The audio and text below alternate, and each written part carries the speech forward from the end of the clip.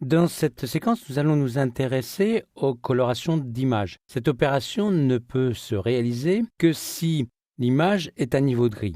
Ici, j'ai une image qui n'est assurément pas en niveau de gris. En revanche, ces deux images semblent à niveau de gris. Pour le vérifier, je vais le sélectionner et dans le panneau lien, en affichant les informations ici, je peux vérifier si cette image est en niveau de gris. C'est le cas pour celle de gauche.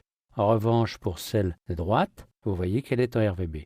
Donc il ne sera pas possible de modifier les couleurs de cette image, sauf si je retourne dans Photoshop. Alors je vais vous montrer comment faire pour colorer cette image. Il suffit de sélectionner l'image et non pas le conteneur. Pour sélectionner l'image, je place le pointeur sur le rond de sélection ici. Je clique dessus, l'image est maintenant sélectionnée et dans le nuancier, je vais choisir la nuance de couleur qui m'intéresse. Automatiquement, celle-ci s'applique à l'élément.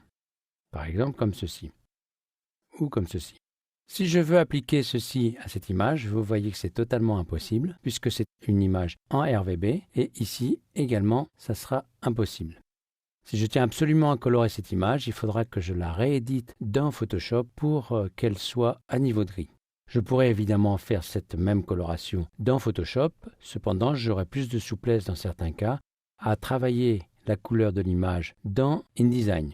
En plus, on va le voir sur cette image ici, quand je sélectionne le bloc donc par double-clic sur l'image sélectionnée, je peux éventuellement affecter une couleur aux zones qui sont blanches.